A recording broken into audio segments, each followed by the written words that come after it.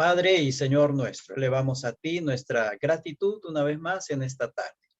Tu misericordia es abundante, tu gracia es infinita hacia nosotros, Señor. Glorificamos tu nombre, bendecimos tu nombre, Señor, porque solo tú eres único y verdadero Dios, digno de ser glorificado, de ser alabado, de ser bendecido. Pues tú nos has dado salvación y vida eterna en Cristo. Y en Él queremos permanecer, en Él queremos vivir y caminar, Señor, cada día de nuestra vida. Por ello te alabamos y te bendecimos. En esta tarde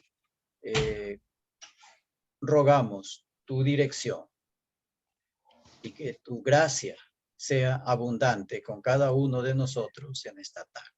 Te lo rogamos en el nombre y en los méritos de Cristo Jesús, nuestro Señor y nuestro Salvador. Amén. Amén. Muy bien, dos temas queremos compartir esta tarde. ¿Sí? Uno que tiene que ver con, como Jesucristo como personaje central en la Escritura. En realidad lo que voy a hacer es citar algunos versos, ¿no? Como que esto dice el Antiguo Testamento y esto dice el Nuevo Testamento respecto de Jesús, haciendo comparaciones. Vamos a trabajar de esa manera, ¿no? Entonces nos ubicamos en este asunto. Ahí está. Jesucristo como personaje, como tema y personaje central, ¿no? De toda la Biblia. Jesucristo es nombrado o revelado, ¿no? Desde Génesis hasta el Apocalipsis, ¿no? Como dijimos al empezar el curso, toda la Biblia de manera continua, no intermitente, sino de manera continua, va anunciando al Mesías, va anunciando al Redentor, porque el mensaje de la Biblia es un mensaje de redención. Entonces, en cada libro, en cada expresión, en cada historia, ¿no? En cada acontecimiento que va sucediendo en la Biblia, se va mostrando al Redentor que viene en el Antiguo Testamento. Y el Nuevo es el Redentor que ya vino, ¿no? El Señor Jesucristo. Entonces, en toda la Biblia, Jesucristo es el personaje y tema central de todo aquello, ¿no? Desde Génesis hasta el Apocalipsis, Jesucristo está presente en todo, de Génesis a Apocalipsis. Y quiero solo mostrar aquí, como venía diciéndoles, algunos pasajes, ¿ya? Comparando. Vamos a tomar el primer versículo de Génesis, ¿no? En el principio creó Dios los cielos y la tierra. Y esto lo podemos comparar con Juan. Juan empieza exactamente como empieza Génesis. Si uno analiza y observa bien estos versículos de Juan, esto que está aquí y el resto del capítulo 1, el evangelista Juan empieza exactamente como empieza Génesis, ¿no? Allí Génesis empieza diciendo que en el principio creó Dios los cielos y la tierra, y Juan dice en el principio el verbo en el principio era el verbo, y el verbo era con Dios, y el verbo era Dios.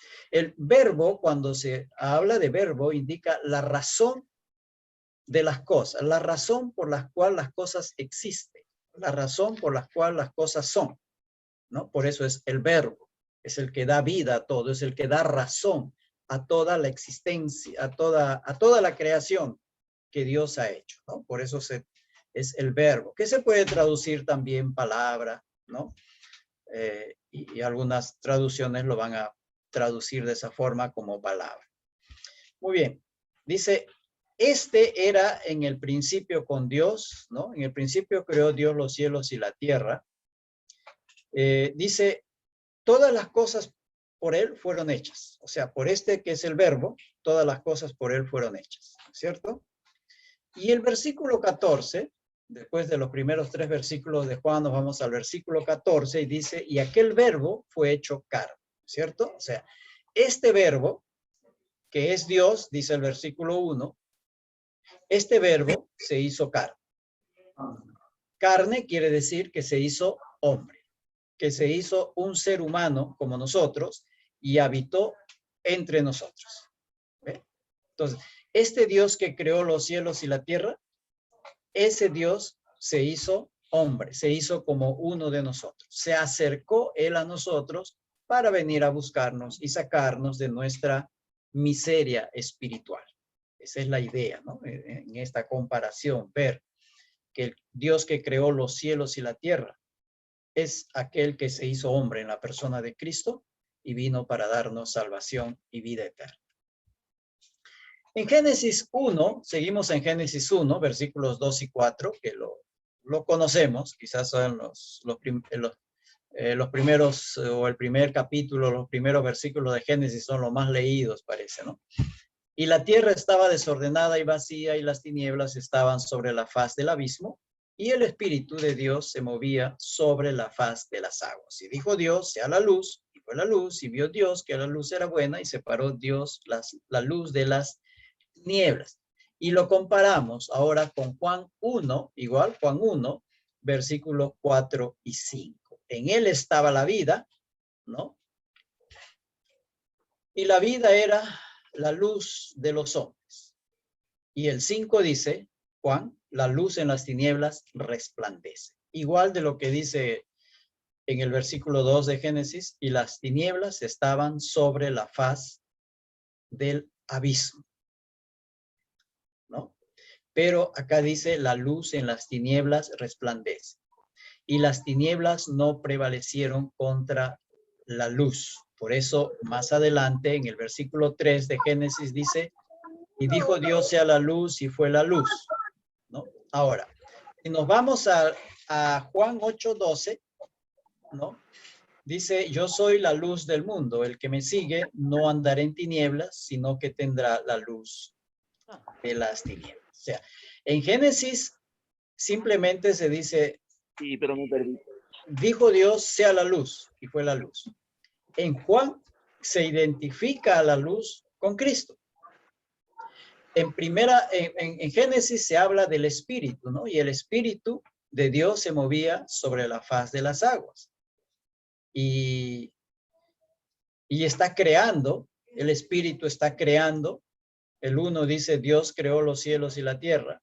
Y el versículo 2 dice, también nos habla del Espíritu creando, haciendo las cosas. Y luego habla de la luz, ¿no? Entonces ya uno puede ir sacando conclusiones de la presencia de la Trinidad en el tiempo de la creación. Y eso se complementa con Juan, cuando Jesús dice, yo soy la luz del mundo, ¿no? Y el que me sigue no va a andar en tinieblas. Entonces, comparando Génesis con estos versículos de Juan, podemos ver que en Génesis está la Trinidad entera. No una parte de la Trinidad entera. Y eso lo va confirmando Juan, ¿no? O sea, en Génesis tenemos al Dios creador, tenemos al Espíritu y tenemos al Hijo. Ahora,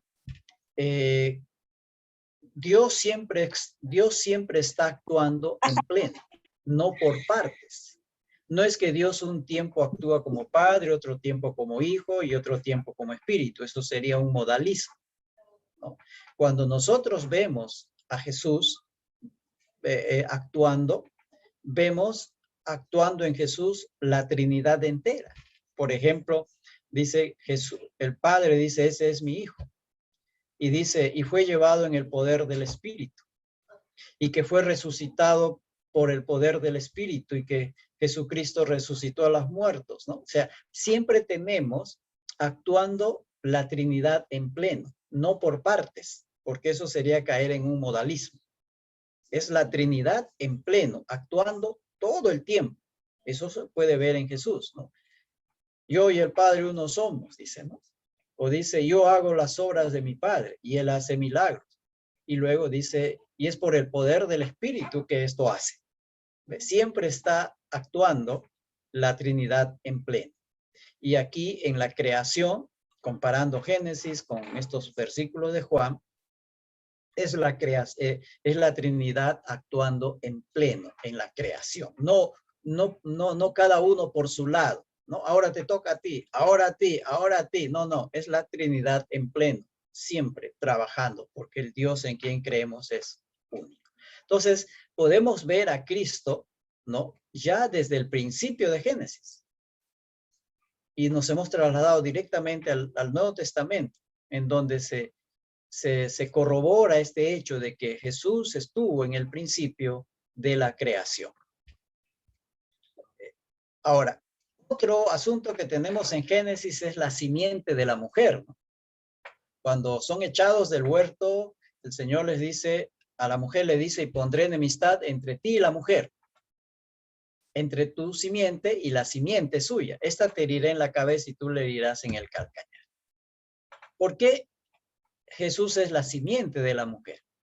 Cuando vamos a Mateo y a Lucas, ¿no? Nos dice que el nacimiento de Jesucristo fue así, estando desposada María, su madre, con José, antes que se juntasen, se halló que había concebido del Espíritu Santo. Esto es una promesa en Génesis y en el Nuevo Testamento vemos el cumplimiento de esa promesa. Jesús es la simiente de la mujer porque vino a través de una mujer sin la intervención de un hombre, o sea, de un varón. No hubo intervención de un varón. Fue sin la intervención de un varón, fue por el Espíritu que María concibió. Entonces, Jesús es la simiente de la mujer, ¿no? Entonces, fíjense que eso ya está presente en Génesis y lo vemos su cumplimiento en el Nuevo Testamento. También a Jesús se le llama la simiente de Abraham, ¿no? En tu simiente serán benditas todas las naciones de la tierra por cuanto obedeciste a mi voz. Eso está en Génesis. Y nos vamos a Gálatas en la carta de Pablo, ¿no? Ahora bien, a Abraham fueron hechas las promesas. Pablo se está refiriendo a las promesas de Abraham, a esto que estamos citando acá. Y a su simiente, dice, a Abraham fueron hechas las promesas y a su simiente. No dice a las simientes como si hablase de muchos, sino como de uno. Y a tu simiente, la cual es Cristo. ¿Ve? Se le llama simiente de la mujer porque no hay intervención de varón, es solo la intervención de una mujer, mediante una mujer, Dios se hace hombre, y luego se le llama la simiente de Abraham, ¿no? La descendencia de Abraham. Y Pablo va a corroborar eso. Ahí tenemos a Gálatas 3:16, igual está en Gálatas 3:8. Bueno, pueden leer todo Gálatas y ahí está lo que Pablo habla acerca de la simiente de Abraham, ¿no? Bueno, aquí lo he resaltado, simiente, y su simiente, la cual es Cristo. O sea, la simiente de Abraham es Cristo. Por eso se dice, a Abraham se le dice, en ti serán benditas todas las familias de la tierra, ¿no? Todo aquel que cree en Cristo resulta siendo simiente de Abraham, porque a él se le hizo la promesa de la salvación por fe, de la justificación por fe. Isaías, estamos solo tocando algunos textos, ¿ya? Por tanto, el Señor mismo os dará señal. He aquí que la Virgen concebirá y dará a luz un hijo y llamará su nombre Emmanuel. Súper conocido este versículo, ¿no? Y esto se cumple exactamente en Mateo 1:23. Cristo es Dios con nosotros. Mateo toma exactamente lo que es Isaías dijo, sino que Mateo traduce. Emmanuel significa que traducido es Dios con nosotros, ¿no? Dios con nosotros. Eso es lo que significa. Un ratito, retrocedo un ratito para hablar, estaba olvidando algo de la simiente. Cuando hablamos de María, perdón, de Jesús como la simiente de la mujer. Eso nosotros lo podemos ver cuando vamos a la genealogía de Mateo y de Lucas. Mateo empieza con la genealogía de Jesús para mostrar a los judíos, porque el propósito de Mateo es decirle a los judíos, que ustedes han matado, este es el Cristo, este es el Rey. Y para demostrarles, ¿no?, que Él es el Rey, arranca con la genealogía. Arranca desde Abraham, como la simiente de Abraham, llega hasta David, y luego cuando llega a Jesús no dice que Jesús es hijo de José. Dice, es hijo de María, no de José. Porque de los otros viene diciendo, y tal engendró a tal, y tal engendró a tal, y tal engendró a tal. Pero cuando llega a Jesús, no dice, y José engendró a Jesús. No, dice, y Jesús, el hijo de María, hace la salvedad. ¿Sí? Y cuando vamos a la genealogía de Lucas, es igual. Lucas, su genealogía la empieza al revés. Empieza en Jesús y termina en Adán, ¿no? Pero cuando empieza, Lucas dice, y el hijo, y Jesús, dice Jesús, del que se creía, del que se pensaba que era hijo de José. No dice hijo de José, se cree que es hijo de José, pero no sabemos por la investigación que no es hijo de José. Entonces, tanto Mateo como Lucas, cuando hacen uso de la genealogía para demostrar quién es Jesús, afirman y muestran que Jesús es la simiente de la mujer, porque ninguno de los dos va a decir que Jesús es hijo de José, o es hijo de María, o se piensa que es hijo de José, pero no es, ¿no? Porque la concepción de Jesús fue algo distinto, sin la intervención de un varón. Ya, eso quería, rebobiné un ratito el cassette. Ya. Y nos hemos quedado en Dios con nosotros, ¿no? Es el Emmanuel, traducido Dios con nosotros, ese es Jesús. Ahora, cuando vamos a Joel, y todo aquel que invocare el nombre de Jehová será salvo. Joel, cientos de años antes que Jesús. Y ese mismo pasaje lo toma Pablo en Romanos, cuando se refiere a Jesús, porque todo aquel que invocare el nombre del Señor será salvo. Si leemos unos versículos antes del versículo 13 de Romanos 10, ese Señor se está refiriendo a Jesús. Unos versículos antes está hablando él de Jesús. ¿No? Y ahí está hablando. Más adelante, no lo tengo aquí en Romanos, que hay un pasaje donde se dice igual de Jesús, en donde ¿cómo se llama? Los testigos de Jehová tienen que hacer un dribbling para no chocar con ese versículo, ¿no? Cuando dice que si vivimos, para el Señor vivimos. Y si morimos, para el Señor morimos. Sea que vivamos o sea que muramos, somos el Señor. Pues para esto murió y resucitó Cristo, para ser Señor.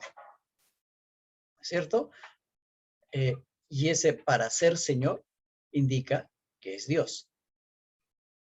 Allí es el problema de los testigos de Jehová, ¿no? Todos van poniendo, si vivimos para Jehová vivimos, ¿no? Y si morimos, para Jehová morimos, sea que vivamos o sea que muramos, de Jehová somos. Pero cuando dice, y para esto murió y resucitó, para ser, lo lógico sería para ser Jehová. Pero allá ya no lo ponen Jehová, ahí sí lo traducen bien, Señor, ¿no? El Curios, ahí sí ya lo traducen bien, porque no les conviene. Entonces, ahí también muestra, ¿no? Bueno, Romanos 5:9, sí, 5:9, Pablo va a decir claramente que Jesús es Dios. Igual el último versículo de Primera de Juan, ¿no? Igual lo va a decir Lucas en el versículo 4, ¿no?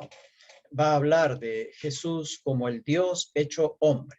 Y Juan es muy claro, pues, cuando dice aquel verbo fue hecho carne. Muy bien.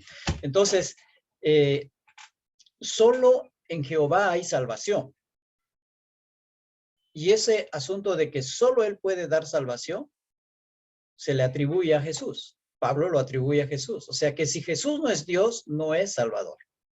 Recordemos el pasaje de Marcos 2, cuando descuelgan al paralítico por el techo de la casa, y Jesús le dice, tus pecados son perdonados. Y los judíos están allí, ¿no? Y le dicen, te está diciendo blasfemias, porque solo Dios puede perdonar pecados.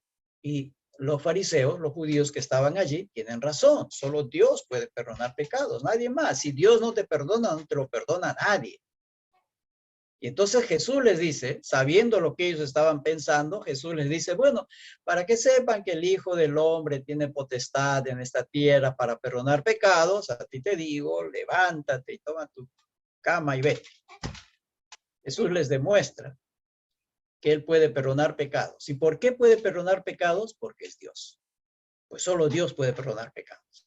Entonces, si Jesús no es Dios, no puede perdonar nuestros pecados. No puede ser nuestro Salvador. No puede ser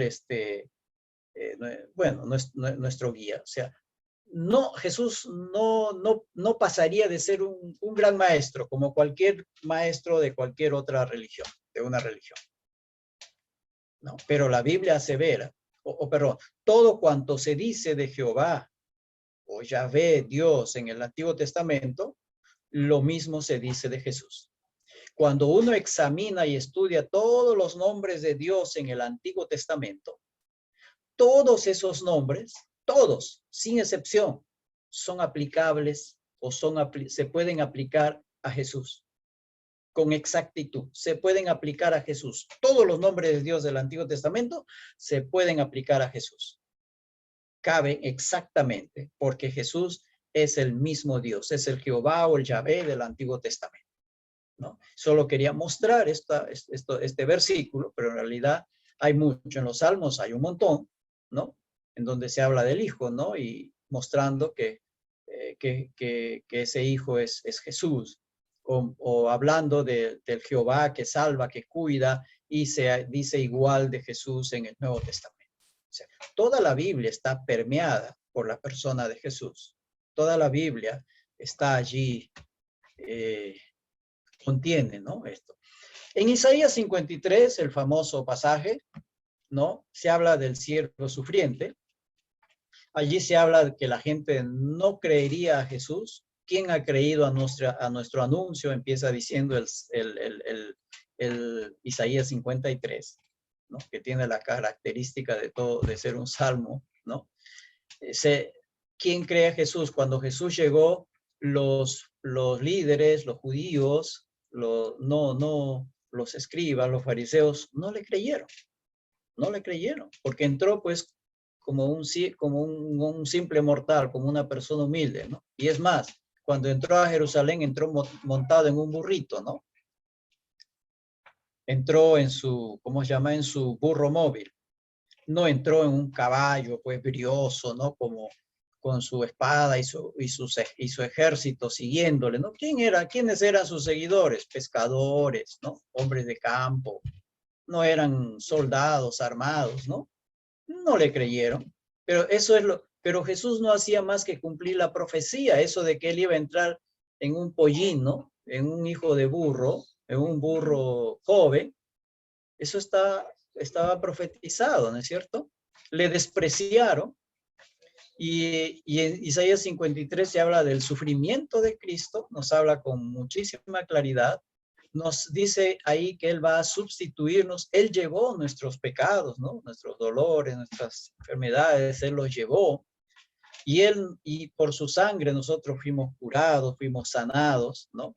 Y nos habla de que Él murió, pero que también nos habla de que resucitó, ¿no? Dicho esto, solo algunas cosas de Isaías 53. Quizá Isaías 53 sea el pasaje que con más exactitud describe, ¿no? La obra redentora de Cristo, ¿no? Su ministerio, que no le creyeron, su sufrimiento, que la sustitución que Él hizo por nosotros, Él murió en lugar nuestro, para que nuestros pecados fuesen perdonados, ¿no? Y que Él murió, pero que también resucitó. Entonces, es más claro que esto no hay. Y todo esto es aproximadamente unos, no sé, 700 años, 800 años antes de que Cristo venga a esta tierra. Y ya Isaías está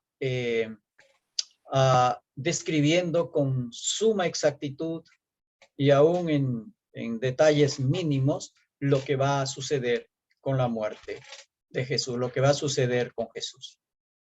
Entonces, Moisés empieza nombrando ya a Jesús, igual lo van a hacer los otros profetas, los salmos, ¿no? Los profetas mayores, profetas menores, todos ellos van a tener mención de Jesús.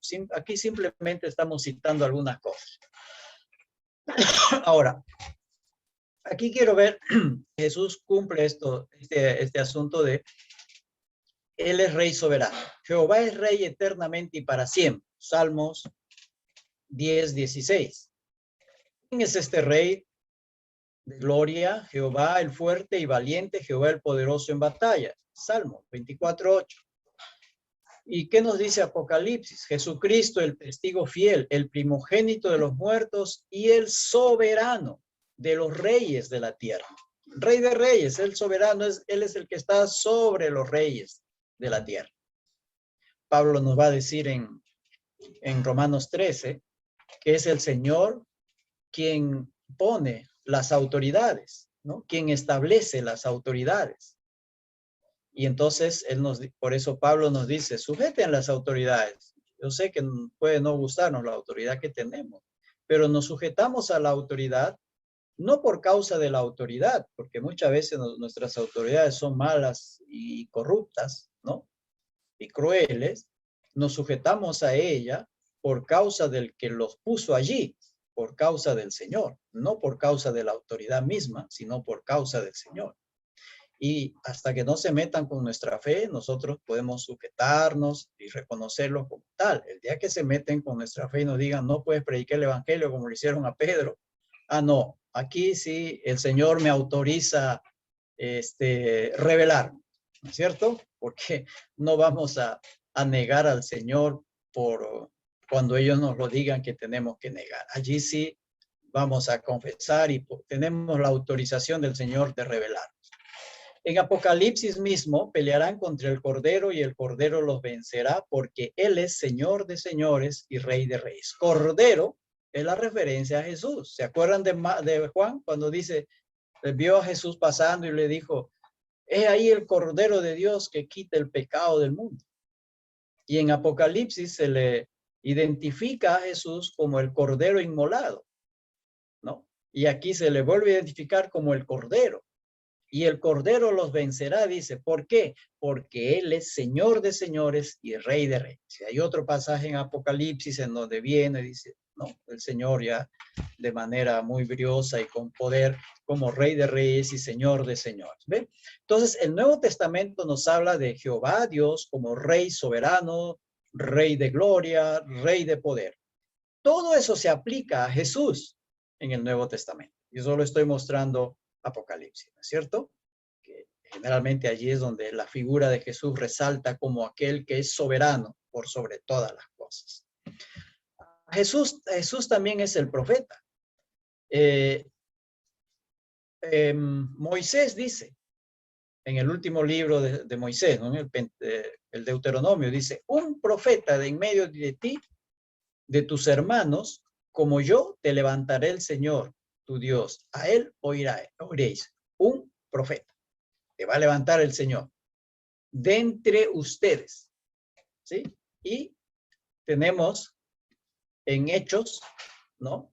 En el libro de Hechos tenemos, por ejemplo, ¿quién es este que está hablando aquí? Es Pedro, ¿no? Predicando. Moisés dijo, el Señor Dios os levantará un profeta como yo de entre vuestros hermanos. A él prestaréis atención en todo cuanto os diga. Pedro está tocando exactamente lo que Moisés dijo. Igual lo va a citar Esteban en su discurso, ¿no? Cuando él es apedreado, está en Hechos 7. Él va a citar lo mismo y va a decir, él es el profeta que Dios ha levantado de entre nosotros. Y la función del profeta es comunicar el mensaje de Dios. Jesús es el profeta porque viene a comunicar el mensaje de Dios. Es más, Dios mismo en persona viene a comunicar su mensaje. No manda a alguien a comunicar su mensaje, como Moisés fue alguien mandado por Dios para comunicar su mensaje. Y todos los otros escritores y profetas en la escritura son personas enviadas por Dios para comunicar su mensaje. Pero en el caso de Jesús, es Dios mismo viniendo a comunicar su mensaje. Podemos decirlo de la siguiente forma. Dios mismo se convierte en su mensaje. O el mensaje de Dios baja en persona hacia los hombres para que le conozcan y vean que Él es el profeta, es el mensaje, es el que viene y comunica la salvación de Dios. También Jesús es el sumo sacerdote. La función del sacerdote es interceder por los hombres. El profeta comunica el mensaje de Dios. El sacerdote intercede delante de Dios a favor de los hombres. Y Jesús, esto es lo que él hace. Entonces Melquisedec, rey de Salem, sacó pan y vino, y él era sacerdote del Dios Altísimo, ¿no? Está en Génesis. También el Señor ha jurado y no se retractará. Tú eres sacerdote para siempre según el orden de Melquisedec. Salmos. Y pues Hebreos nos habla ampliamente sobre Melquisedec, siendo constituido por Dios sumo sacerdote según el orden de Melquisedec, que está hablando de Jesús, teniendo pues un gran sumo sacerdote que trascendió los cielos, ¿sí? Que trascendió los cielos. Jesús, el Hijo de Dios, pues retengamos nuestra fe. Jesús es el sumo sacerdote, o sea, el que intercede por nosotros, el que abrió camino mediante su muerte, mediante su sangre, mediante su cuerpo, es el que nos abrió camino hacia Dios y es el que intercede por nosotros. La Escritura nos dice que Jesús está sentado a la diestra de Dios y desde allí intercede por nosotros. O sea, es el sumo sacerdote, es nuestro sacerdote. Y es un sacerdote que se compadece de nosotros. ¿Por qué dice? Porque fue como nosotros, se hizo hombre, ¿no? Y sufrió los mismos dolores que nosotros sufrimos. Entonces, es un sacerdote que nos comprende, ¿no? Que sabe lo que sufrimos porque Él se puso en lugar nuestro. Entonces, Jesús es rey porque es soberano, es profeta porque es el que nos comunica el mensaje de Dios, o Dios mismo se hizo hombre para comunicarnos él mismo en persona su mensaje, y es sacerdote porque él interviene, él intercede por nosotros. ¿Ve? Entonces, vemos, comparando estos versículos, estamos viendo cómo ya el Antiguo Testamento va hablándonos de Jesús. Solamente estamos viendo algunos pasajes, ¿no? Ahora, Moisés hizo una serpiente de bronce, ¿no? Y la puso en un asta, un palo, ¿no? Arriba. Y la puso en un asta. Los que eran mordidos miraban a la serpiente de bronce y vivían. El pueblo de Israel se rebeló contra el Señor y el Señor mandó una plaga de serpientes venenosas cuyas mordidas mataban a las personas. Entonces el Señor le dice a Moisés, hazte una serpiente de bronce bien pulida que brille con la luz del sol. Ponle en un palo, en un asta y levántalo, ¿no? Para que desde lejos se pueda ver. Desde cualquier parte del campamento se pueda ver esa serpiente de bronce. Y todo aquel que mire esa serpiente será sanado. Toda persona que mira esa serpiente de bronce será sanada. Y Jesús va a decir lo mismo cuando está hablando con Nicodemo. Dice, como levantó Moisés la serpiente en el desierto, así también tiene que ser levantado el Hijo del Hombre para que todo el que crea en él tenga vida eterna. Juan 3, 14, 15. ¿Ves? Como Jesús, él mismo, va tomando este acontecimiento de la serpiente en el desierto, y todo el que era mordido, la simple mirada a esa serpiente, se sanaba. Pero había que creer que mirando esa serpiente iba a ser sano. Pues el que no creía y no quería mirar, moría. Y Jesús, y eso es un tipo, ¿no?, de Jesús. Lo que sucedió con Jesús. Jesús fue levantado sobre el madero, sobre la cruz, ¿no?, para que todo aquel que en él cree no se pierda, mas tenga vida eterna. Entonces, uno puede seguir viendo pasajes y pasajes y pasajes y más pasajes y pasarte muchísimo tiempo examinando pasajes y en todo lado vamos encontrando a Jesús. En todo lado vamos encontrando a Jesús. Por ejemplo, el caso de Jonás, ¿se acuerdan de Jonás? ¿No? Y Jesús hace referencia a eso. Así como Jonás estuvo 3 días y 3 noches en el vientre del gran pez, así también el Hijo del Hombre estará pues en el vientre de la tierra 3 días y 3 noches, ¿no? Exactamente. O en el caso del arca también, ¿no? Todos los que subieron al arca se salvaron. Bueno, sabemos que fue Moisés y sus hijos y las esposas de sus hijos. El resto no creyó y no se subieron y perecieron en el juicio. ¿Por qué no subieron? Porque simplemente no creyeron, no tuvieron fe. Y así todo aquel que cree en el Señor Jesucristo será salvo de la ira venidera, del juicio que ha de venir sobre la tierra, ¿no? Entonces, en cada espacio prácticamente, en cada rincón de la Escritura, nosotros vamos encontrando a la persona de Cristo. Allí lo vamos encontrando. Por eso decíamos, el mensaje de Cristo, perdón, el mensaje sobre el Señor Jesucristo en la Biblia es un mensaje continuo, no es un mensaje intermitente. En Génesis 4, cuando se habla, por ejemplo, Génesis 4, cuando Caín mata a su hermano, Abel, ¿no? Y Caín reniega contra Dios, se rebela contra Dios. Podemos decir, Caín es el primer incrédulo por voluntad propia, o es el primer ateo por voluntad propia, y se va de Dios, se retira de Dios, y crea su propia generación, que es una generación rebelde. Es una generación rebelde. Sí, María, Elena. Sí, hay una consulta de un estudiante. Sí. Sí, bueno, quería hacer la siguiente consulta, profesor.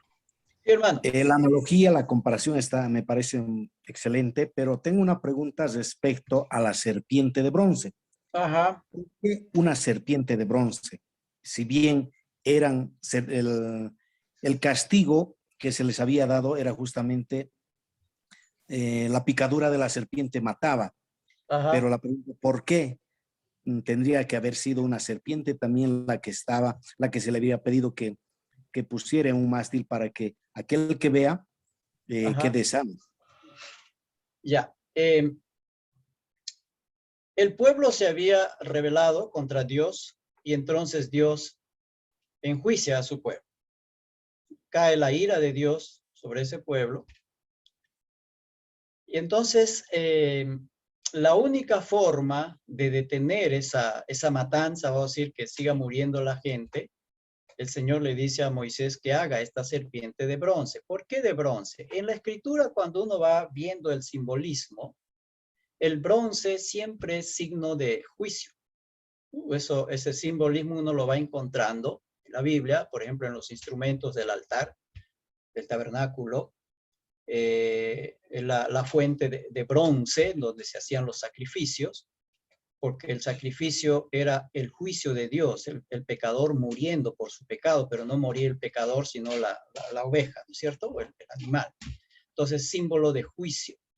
En el Apocalipsis creo que también se va viendo ese asunto de símbolo de juicio. ¿Por qué de bronce? Entonces, porque el bronce va a significar para ellos, parece que ese es el simbolismo, es el juicio. O sea, el juicio de Dios está cayendo sobre ustedes. Y la única forma de detener ese juicio de Dios es mirando a esa serpiente de bronce. Eso es lo que Dios decide, ¿no? Y Jesús mismo va a tomar eso, es Jesús mismo tomando eso como un símbolo también, como un tipo. La serpiente sería el tipo y Jesús sería el antitipo, o sea, el cumplimiento, ¿no? De ese tipo. Y Jesús también es levantado sobre la cruz y el juicio de Dios cae sobre Jesús. El juicio que correspondía caer a nosotros, ¿no? La serpiente nos ha mordido, ¿no? Satanás, porque a Satanás se le llama la serpiente también, nos ha mordido y nos ha infectado con el veneno del pecado. Y la única forma de que ese veneno no nos mate y nos mande al infierno es creyendo en Cristo. Creo que el simbolismo más que todo aquí es el juicio de Dios. ¿Cómo somos salvos de ese juicio de Dios? Porque la paga del pecado es muerte, sea quien sea. La única forma es creyendo a lo que Dios dice. El israelita que miraba es porque creía que mirando esa serpiente estaba haciendo caso a la voz de Dios que vino a través de Moisés, ¿no? Si tú miras, eres sano. Bueno, creyeron, los que miraron es porque creyeron. Igual con Jesús. Si tú crees en Jesús, eres salvo del juicio y de la ira de Dios, porque todos hemos sido infectados con el veneno del pecado, ¿no? De Satanás, del pecado. Y solo creyendo en Jesús somos sanados. Jesús, vamos a decir, es el antídoto, el único antídoto para ser sanados de esa infección espiritual del pecado que nos manda a la muerte si no somos curados a tiempo, ¿no? Entonces, las de bronce porque simboliza juicio, hermano. Creo que eso sería una respuesta bastante corta, ¿no? Sí, está bien, profesor. Gracias. Ok, no hay. Muy bien, entonces, solamente mostré. ¿Por qué solo Jesucristo es el personaje principal? ¿Por qué no hay otros personajes? Porque el propósito del mensaje de la Biblia es la redención del hombre. Y Jesucristo es el Redentor. El Jehová del Antiguo Testamento es Cristo. Pues Dios se hizo hombre en la persona de Cristo. Cristo es el Jehová del Antiguo Testamento y el Jehová del Antiguo Testamento es Cristo. Y es el Espíritu también. Entonces, si el mensaje de la Biblia es redentor, pero es un mensaje de redención, entonces la Biblia debe darnos a conocer al Redentor. Y ese Redentor es Cristo. Y Jesús nos dice que nosotros somos esclavos del pecado. En la figura antigua donde en el tiempo que Jesús está, hay esclavos, se compra y se vende esclavos como cualquier mercadería, como dije hace una clase antes. Supongamos que la esposa suya necesitaba una nueva cocinera en casa. Entonces te decía, a ver, ahí estoy viendo el nombre de Víctor. A ver, Víctor, ándate al mercado, me compras lechuga, ajo, cebollas, papas, ¿no? Y me traes una esclava también, ¿no? Porque necesito una cocinera. Ya la otra se fue, o qué sé yo, ¿dónde está? O se fugó, o ya no cocina rico. Entonces, aparte de todo, te da tu lista de mercado. Y en esa lista incluye una esclava que sepa cocinar. Entonces vas al mercado y compras, ¿no? Pero la sigues esclavizando. ¿Cuál es la figura del Redentor? El Redentor va, compra para dejarle libre, no para seguirla esclavizando. Esa es la diferencia entre ir al mercado uno que va y compra para seguirla teniendo o seguirle teniendo como esclavo, el otro que va y compra y decirle, ya estás libre. He pagado tu precio y estás libre.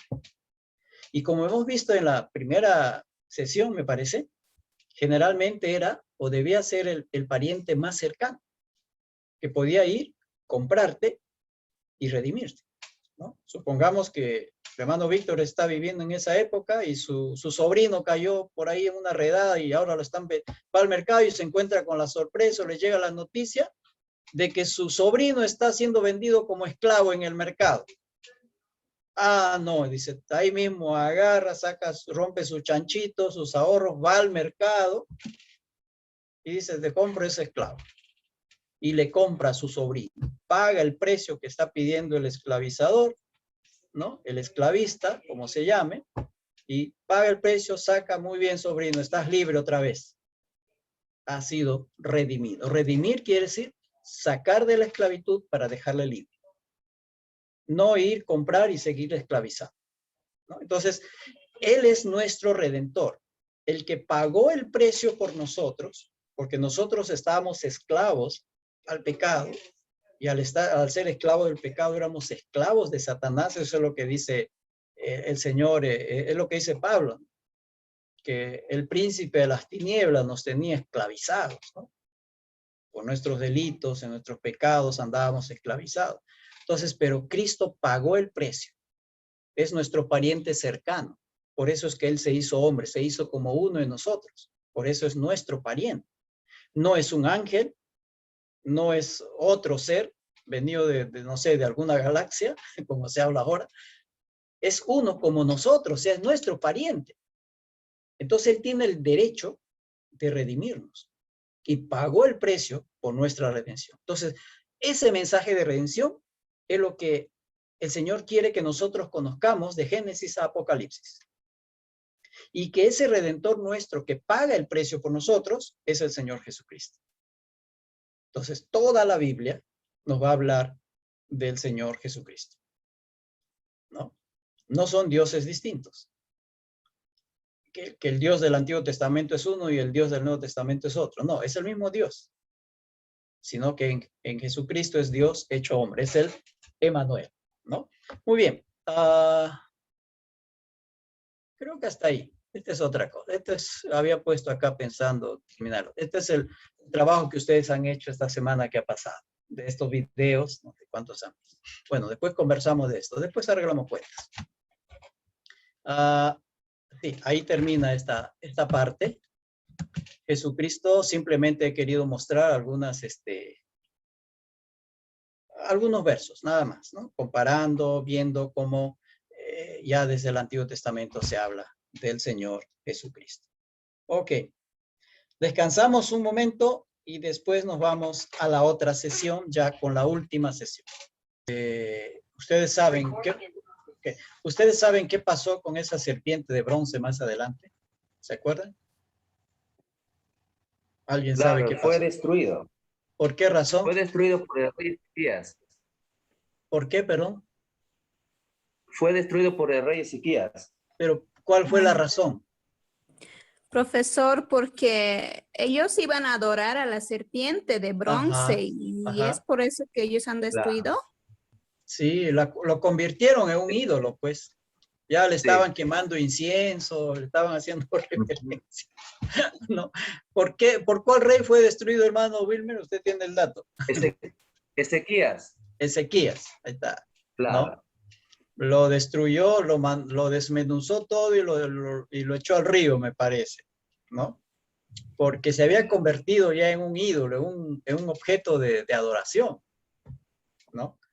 Claro. Y el Señor tuvo que destruir. Creo que esa también fue, por ejemplo, decía esto a colación, ustedes saben que el templo de Jerusalén fue destruido 2 veces, ¿no? Hasta sus cimientos. Y cuando uno lee Ezequiel, por ejemplo, en donde nos habla del templo y lo que estaban haciendo los gobernantes de Israel, los sacerdotes, las mujeres, ¿no? Y todo, se habían convertido, estaban metidos en la idolatría. Y parece que el templo mismo era objeto de idolatría, ¿no?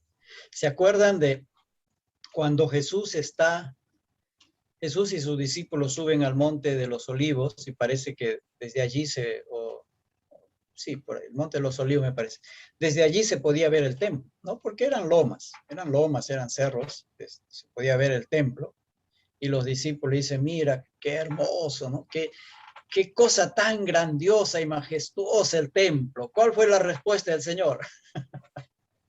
Que posiblemente no les gustó, ¿no?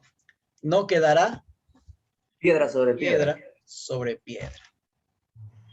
Porque el templo se había convertido en un objeto de adoración. De adoración, claro. Ya no adoraban al Señor, adoraban al templo, ¿no? No, porque Jesús mismo le dice algo por ahí, ¿no? Pero si juras por Dios no pasa nada, pero si juras por el templo, ahí sí, hay problema. O sea, ya no era Dios, era el templo, el centro, la adoración. Claro. Entonces, el Señor va a destruir ídolos, ¿no?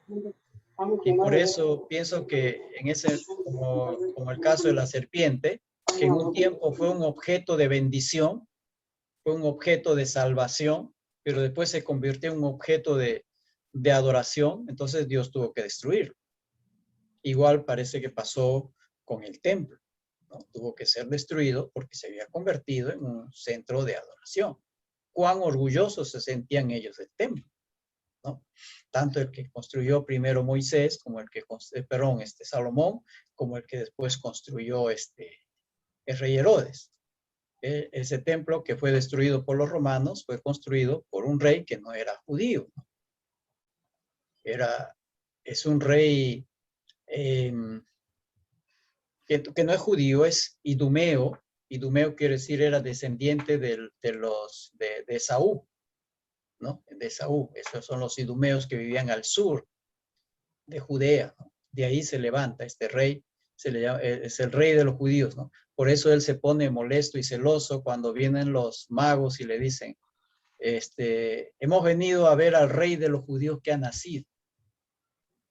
Herodes pensaría, pero si yo soy el rey de los judíos, ¿no? Y él no era el verdadero rey había nacido en Belén. Entonces se pone celoso y por eso manda a matar a los niños. Bueno, el Señor siempre destruye nuestros ídolos, por si acaso.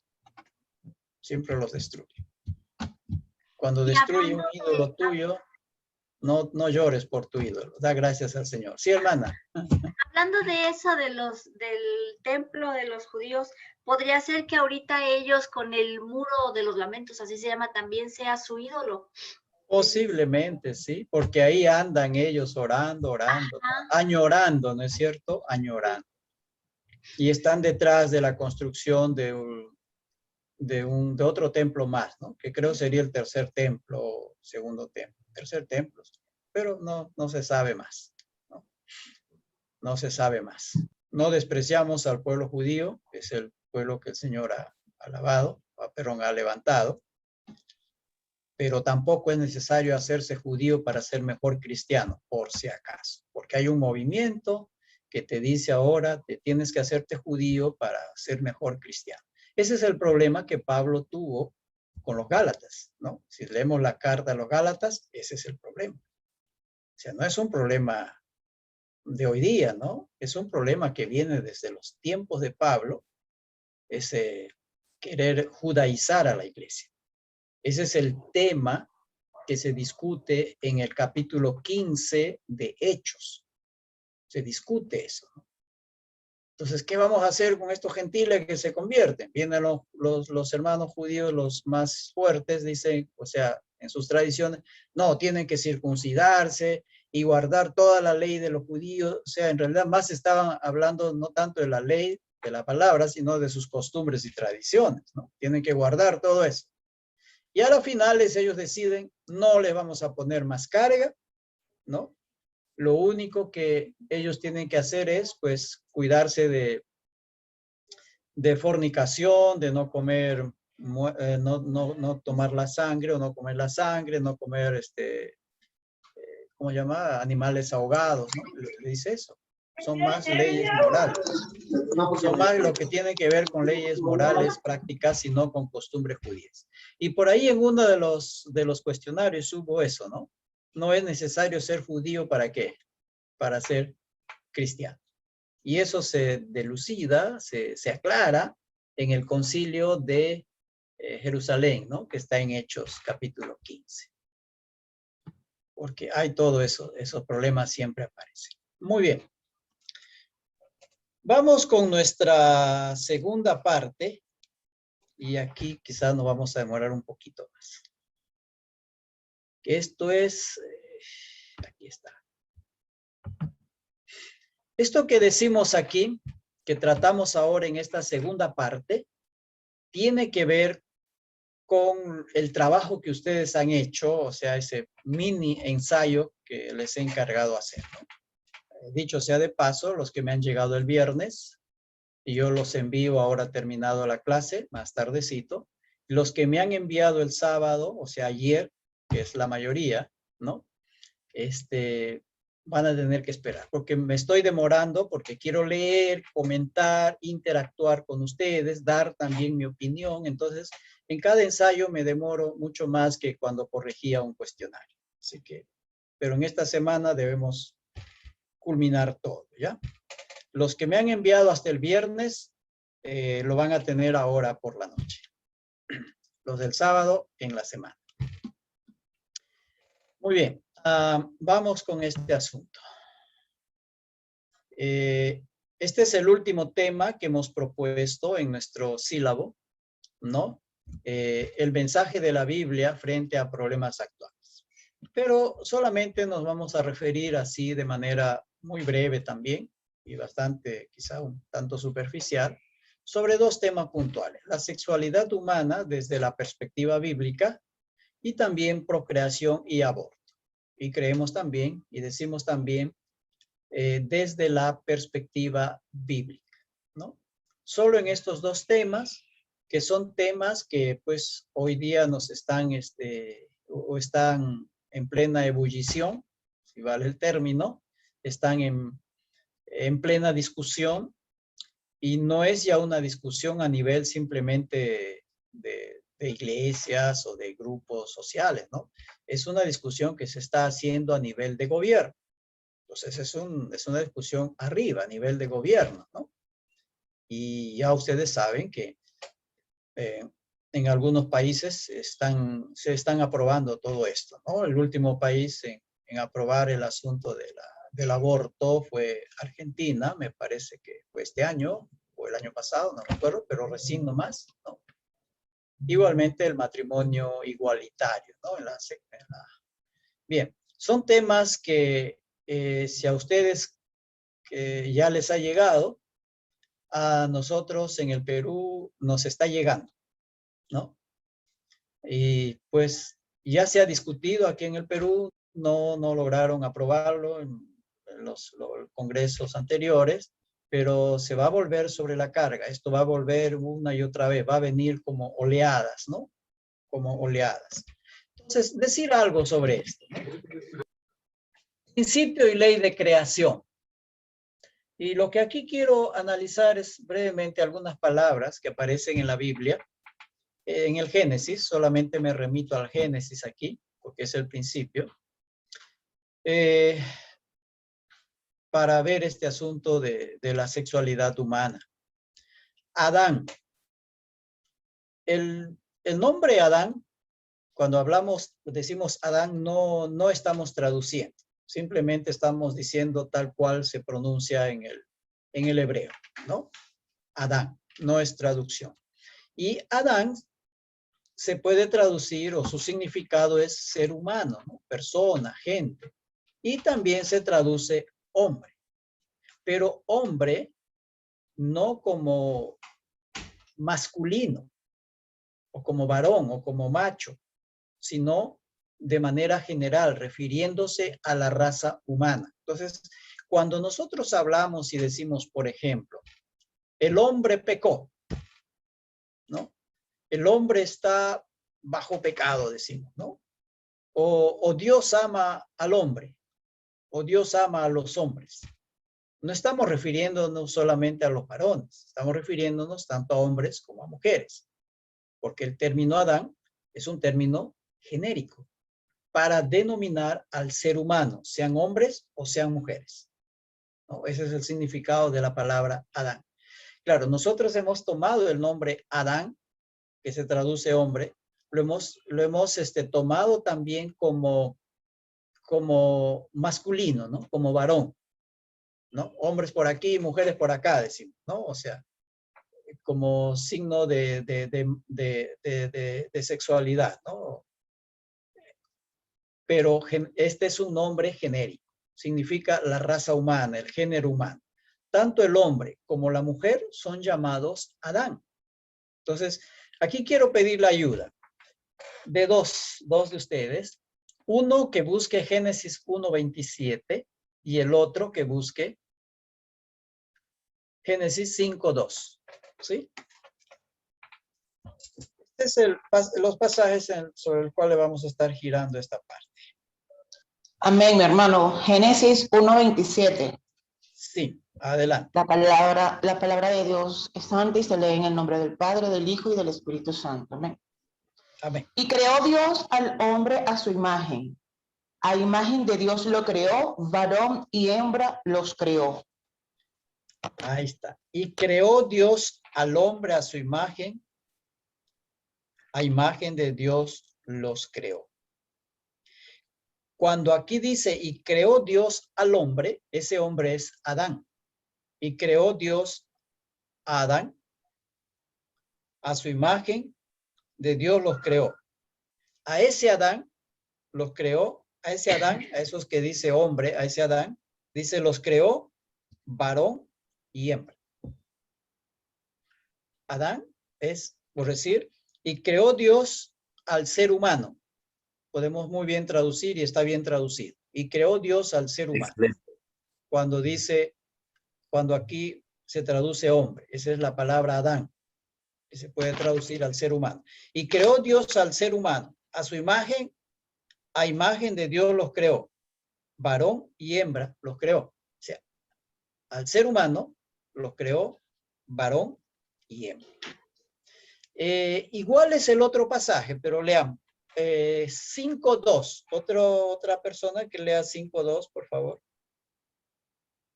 5:2. Lo creó hombre y mujer y los bendijo. El día en que fueron creados les puso por nombre Adán. Los puso por nombre. ¿Qué versión está leyendo, hermano? Reina Valera Contemporánea, edición de estudio. Está, Reina Valera. Varón y hembra los creó y los bendijo. ¿Y cómo los llamó, dice? Adán. Adán. O sea, a los dos, al varón y a la hembra, les llama Adán. Aquí está mucho más claro, ¿verdad? A los dos les llama Adán, el día que fueron creados. Este es otro. Entonces, les llama Adán a los dos. Y esos dos son varón y hembra. Es lo que Dios los ha creado. Entonces, cuando hablamos de Adán, hablamos del ser humano. Entonces, es lícito y es normal decir los hombres o Dios ama a los hombres, ¿no? O los hombres, tal cosa, refiriéndonos de manera general. No tenemos por qué entrar en el lenguaje feminismo y decir, no, hay que decir hombre y mujer, porque si no, eres un machista, patriarcal y todo lo demás te dicen. No, hombre es el término genérico y es válido hablar así, ¿ya? Muy bien. O si quieres evitar líos, pues simplemente dices, Dios creó al ser humano. ¿Ya? Pero al decir Dios creó al hombre, está refiriéndose hombre y mujer. Ahora, otro asunto aquí, que no lo he puesto acá, dice, Dios los creó, varón y hembra. Esta palabra que aquí se traduce crear es el mismo verbo que está en el Génesis 1:1, cuando dice en el principio creó Dios los cielos y la tierra. Es el verbo bará. Y este verbo bará solo se usa exclusivamente para Dios. No se usa no se aplica al hombre este verbo. bara, que se traduce crear, solo se aplica a Dios. Solo Él es el que crea. Solo a Él se le aplica el verbo bara para referirnos a su obra creadora. A cualquier otra obra creadora del hombre no se aplica el verbo bara, sino tal vez en algún lado de una manera muy indirecta, pero el verbo directamente es aplicado a Dios. O sea, Dios es quien creó al ser humano y a ese ser humano lo creó varón y hembra. El verso 2 del 5 dice, varón y hembra los creó. Varón y hembra los creó. Ese creó es vará. O sea, él hizo varón y hembra. Ahora vamos a ver estas dos palabras, varón y hembra. ¿Sí? Aquí lo tenemos.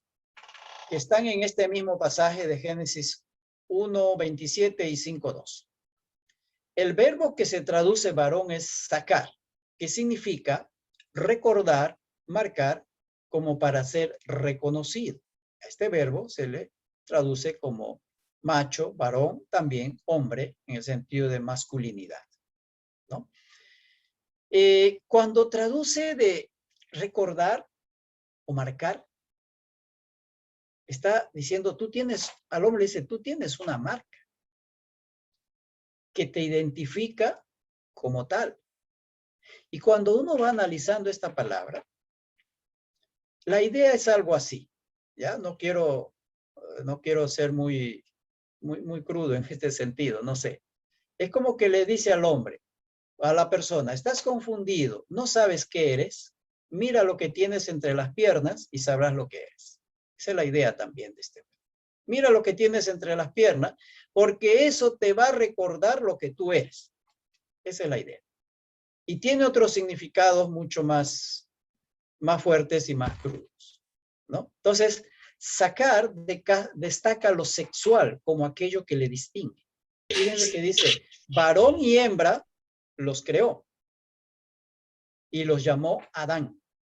Entonces, cuando dice que los llamó Adán como seres humanos, a esos seres humanos los distingue por su sexualidad, al varón y a la hembra.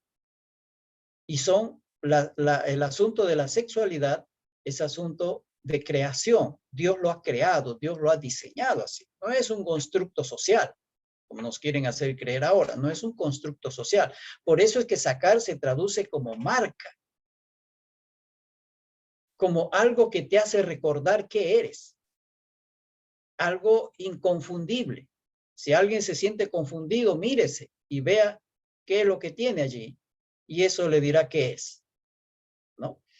Y la otra palabra que se traduce hembra o mujer es nekebá, ¿no? Que igual que la anterior, destaca lo sexual como aquello que le distingue.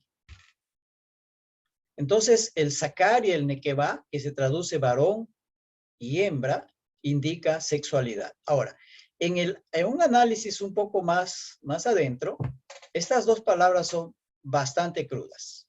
He leído por ahí un ensayo que me presentó una persona, uno de ustedes, y allí pues va a explicar de manera más cruda, ¿no? Más directa, vamos a decir un poco más fuerte, sin eufemismos, ¿no? Lo va a explicar esta diferencia entre varón y hembra. Ambos términos destacan sexualidad y genitalidad. Ambos términos, sacar y nekebá, destacan lo masculino en contraste con lo femenino. Entonces, la sexualidad es un asunto de creación. No es un asunto de construcción, es un asunto de creación. Nacemos hombres o nacemos mujeres. No construimos nuestra sexualidad, ¿no? Y para ello se usa el término género, ¿no? Género lo puedes usar para cualquier cosa, pero sexualidad no, ¿no? Eres hombre o eres mujer, eres macho o eres hembra.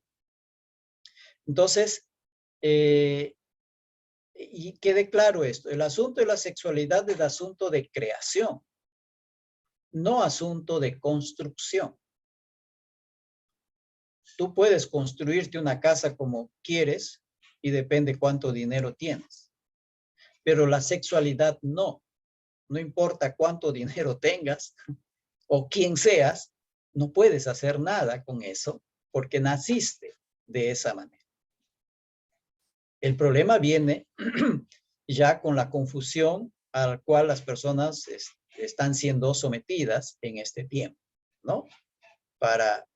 Y se usan muchas palabras medias raras para confundir a las personas y tapar, ¿no? Pero como tapar la realidad, pero como creyentes, como personas que creemos en la Biblia, que la Biblia es la revelación de Dios y que Dios, y esa revelación es inerrante, no se equivoca y es en lo que tiene escrito y es infalible porque lo que dice es verdad, en todos sus principios es verdad.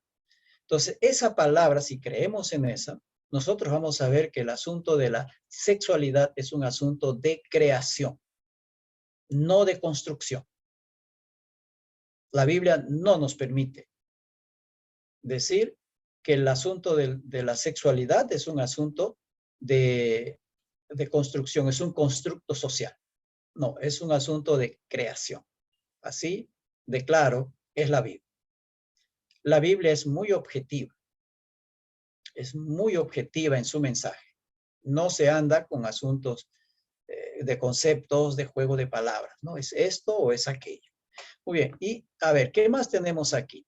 La otra palabra que también se traduce hombre, macho, varona, ¿no? Mujer, son estas dos palabras, ¿no? El ish y el isha.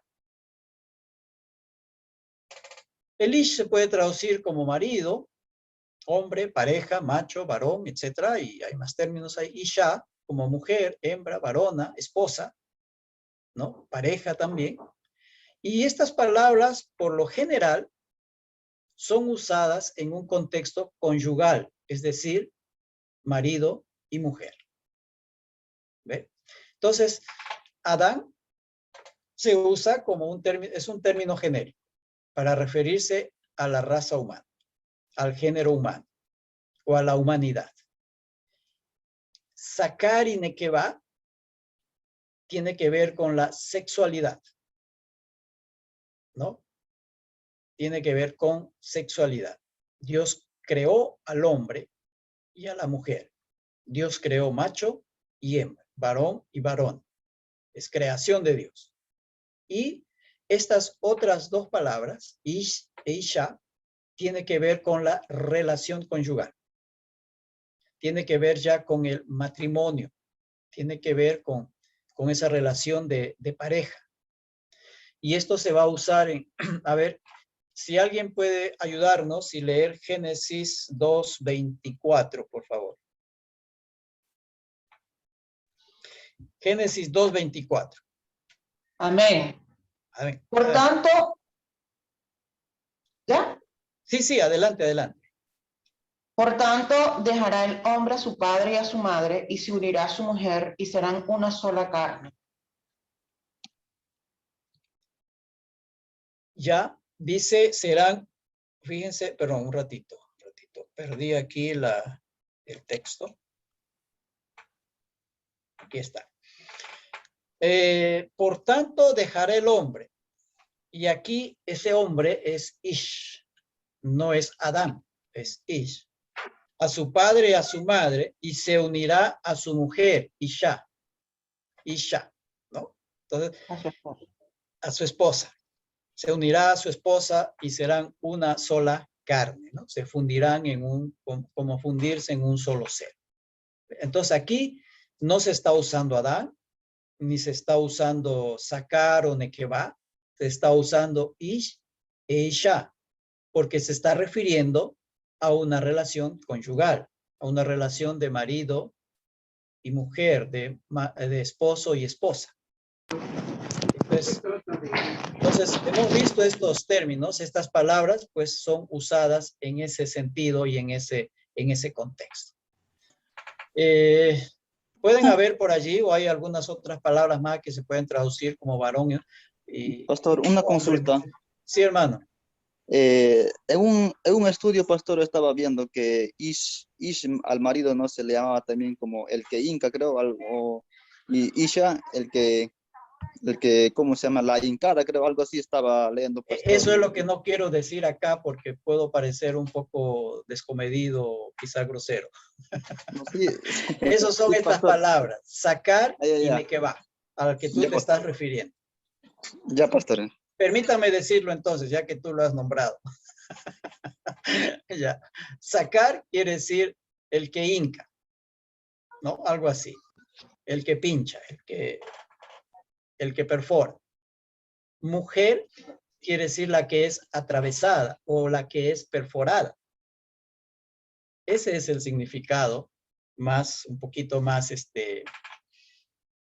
no sé, más crudo quizá, sería eso, ¿no? O sea, Profesor, sí, una hermano. pregunta. ¿De dónde vienen esos términos? Porque Son sé hebreos.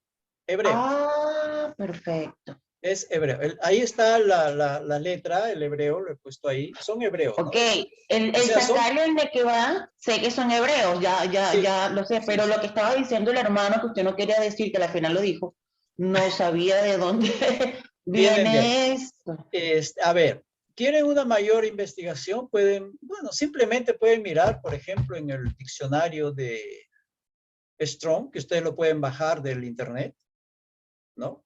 Diccionario de dispositivo de Strong. Algunos de ustedes deben tenerlo en su máquina. Y ahí investiguen un poco sobre estos términos, ¿no?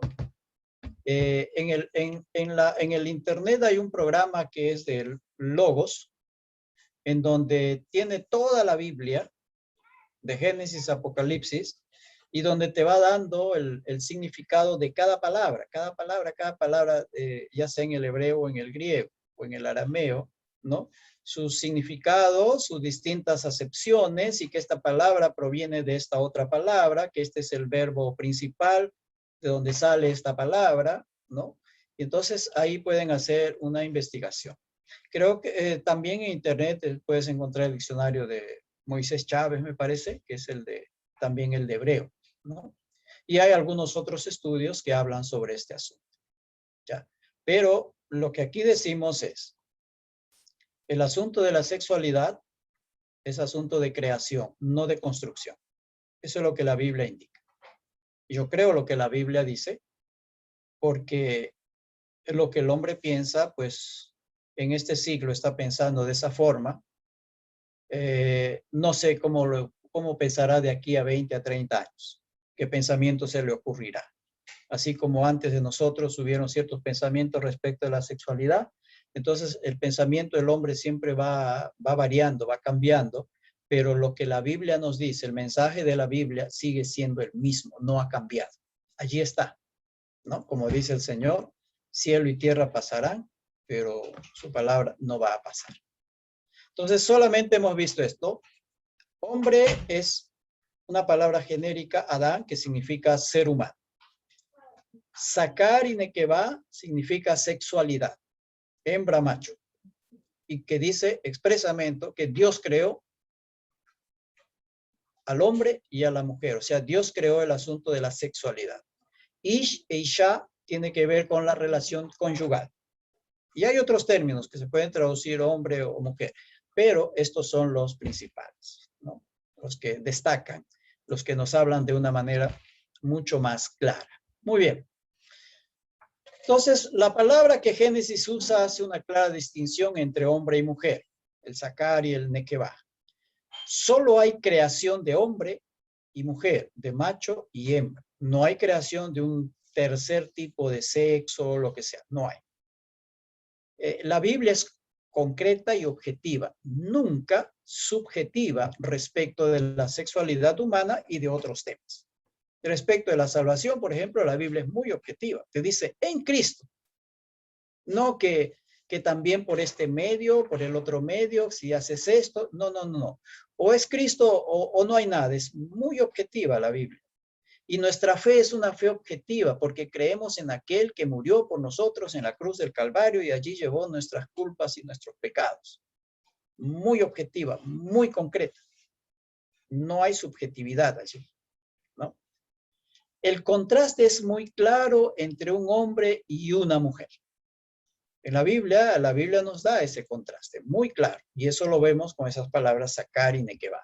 La sexualidad humana es un principio y ley de creación. Y no la podemos cambiar. No la puedes cambiar. Puedes hacerte todas las operaciones que quieras.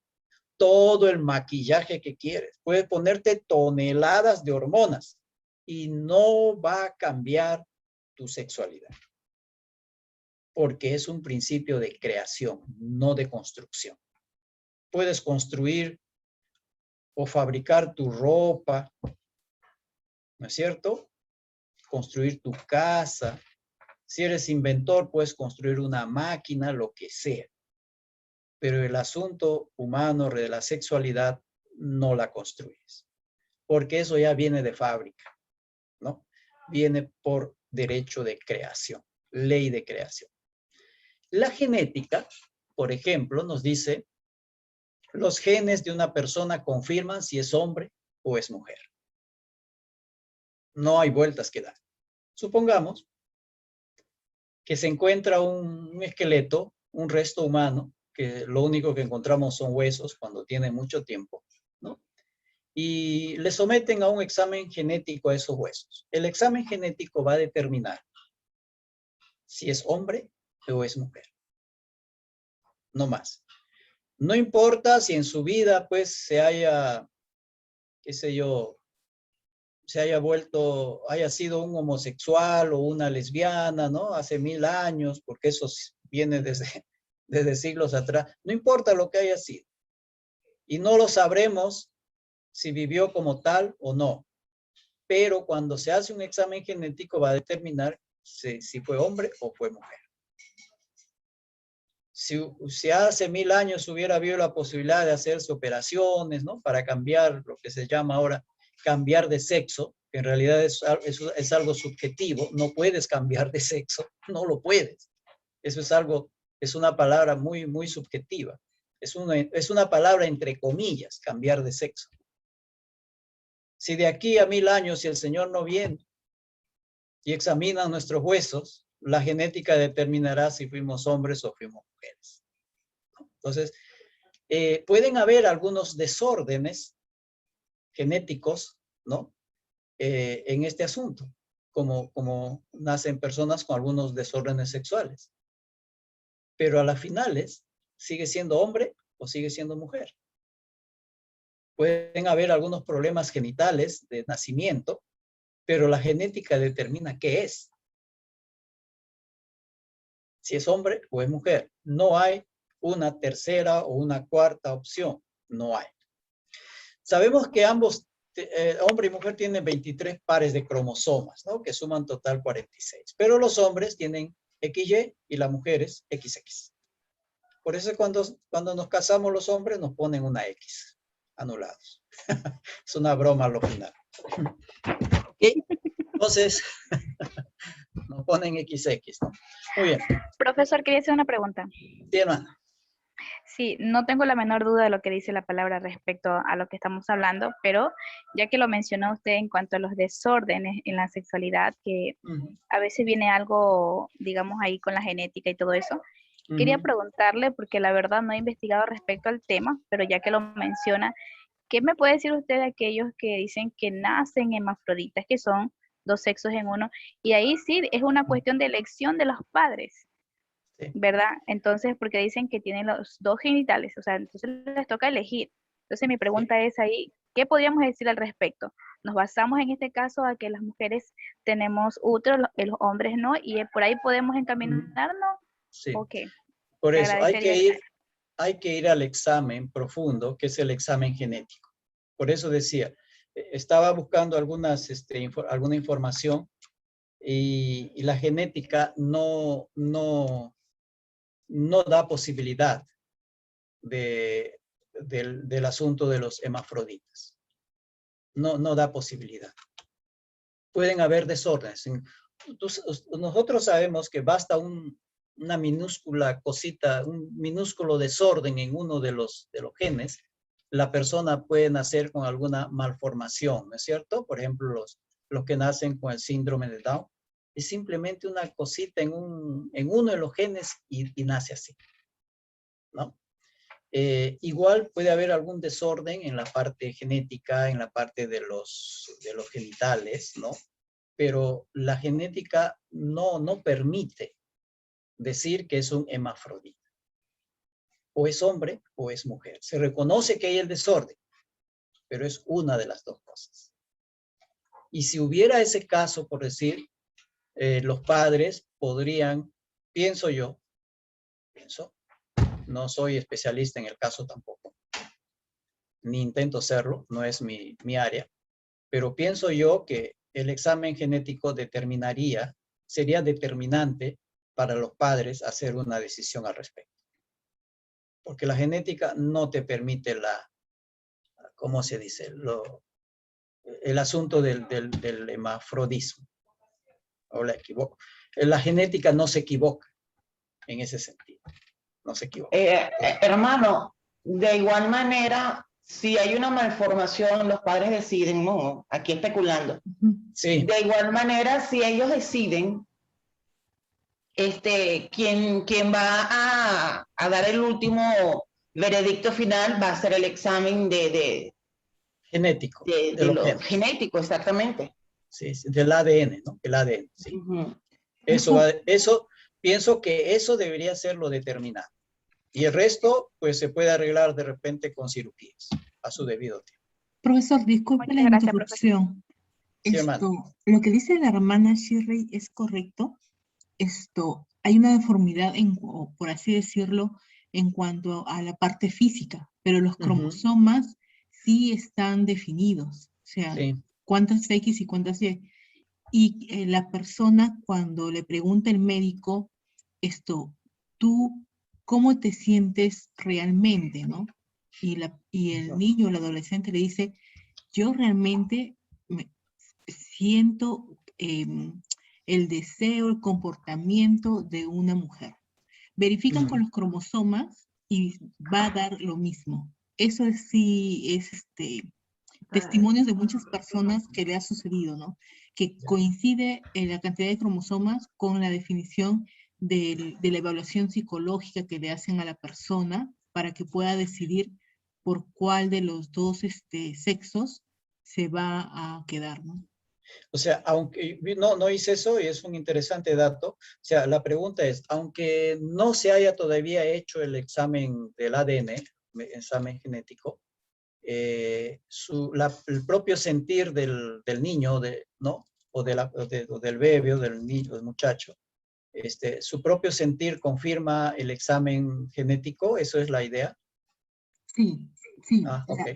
El examen psicológico que le hace el psicólogo a la persona para identificar su perfil coincide con el genético.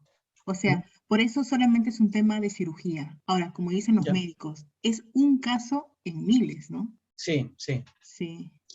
Muy bien, es un buen dato, sino que ahora pues estos de la ideología de género andan metidos por todo lado, ¿no? Por todo lado, y ellos van a querer imponer sus ideas, ¿no? Pero un médico honesto, un genetista honesto, a decir esto es así debe ser. Bueno, sí, esos ya son otros asuntos. Algo más sobre este asunto. Gracias, hermana, es un buen dato, no sabía eso.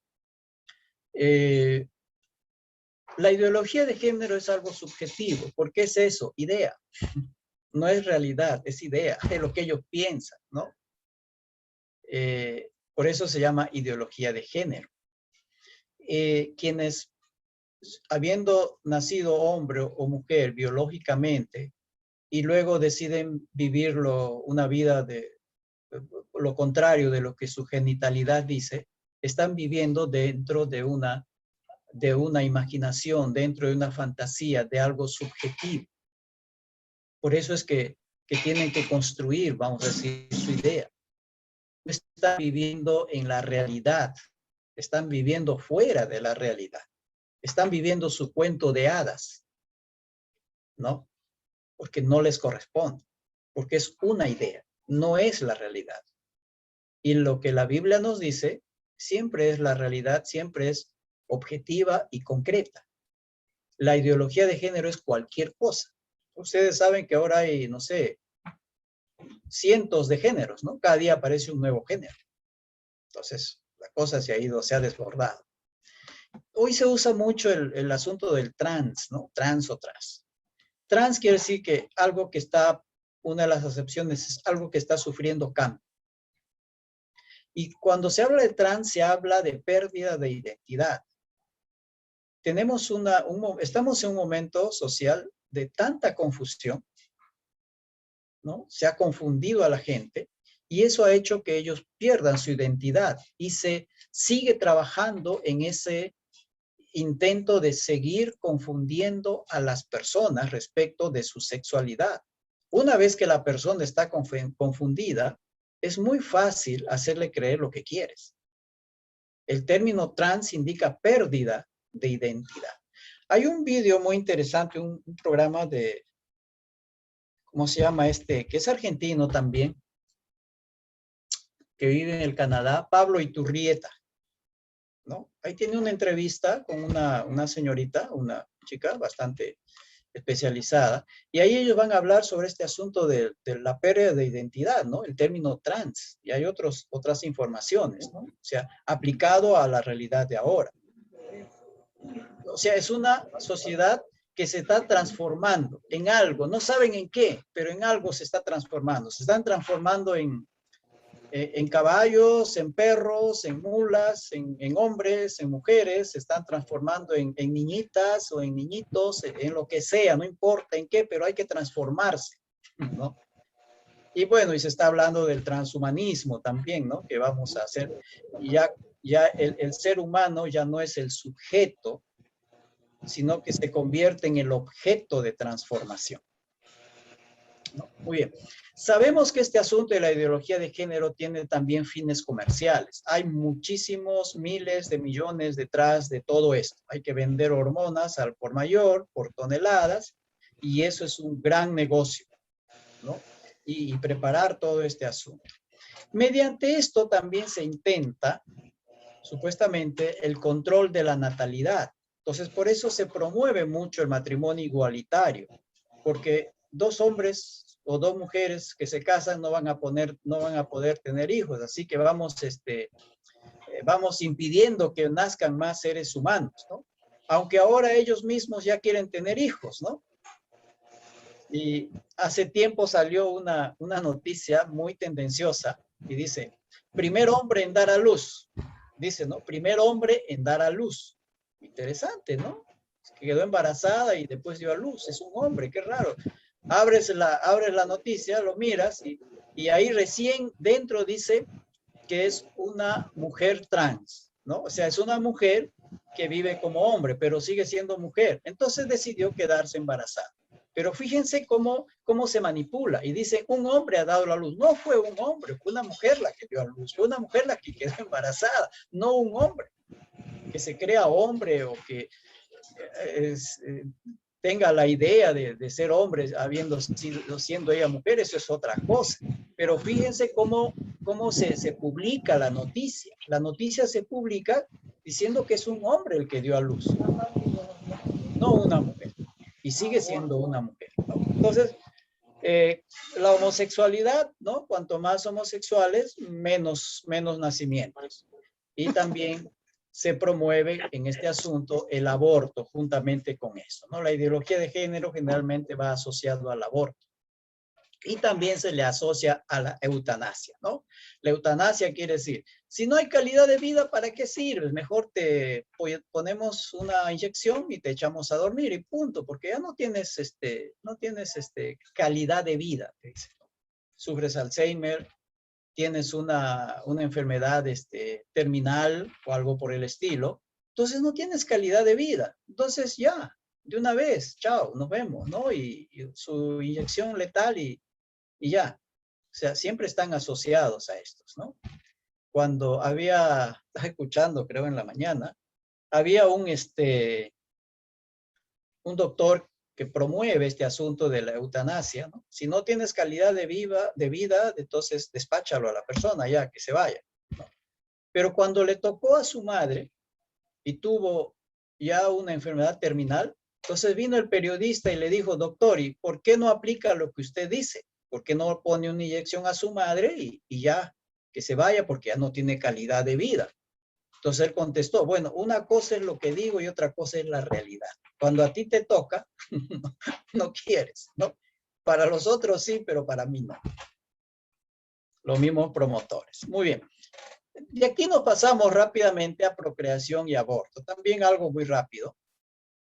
Y aquí examinamos este texto de Génesis 3:20. Y llamó a Adán el nombre de su mujer Eva, por cuanto era madre de todos los vivientes. Analicemos brevemente este texto. Eva, ¿no? Significa dadora de vida. Ese es el nombre. Este es, perdón, el significado de esta palabra hebrea que se traduce Eva, ¿no? Java, Eva. Es dadora de vida. ¿Por qué es dadora de vida? Y aquí está la razón. ¿Por cuánto? Dice, por la razón de. ¿Por qué es dadora de vida? Y dice, porque ella es o era madre o será madre de todos los vivientes. Es la dadora de vida y la razón es porque ella es la madre de todos los vivientes. Quiero sacar aquí el láser. Esta palabra Eva es igual a esta viviente. Los dos significan vivientes. Por eso es la que da vida. Hay una diferencia de una letra, ¿no? Entre Eva y vivientes. Por eso es que a Eva se le traduce como la que da vida, ¿no? Da vida a los vivientes. Es la que hace vivir a los vivientes, a los seres vivientes. Y aquí refiriéndose a los seres humanos. Entonces, este asunto de madre de los vivientes, de todos los vivientes, podemos decirlo de esta forma, la continuación y vida de la generación de Adán fue garantizada por medio de la mujer. O sea, sin la mujer no hay garantía de que la generación, la descendencia de Abraham continúe. No hay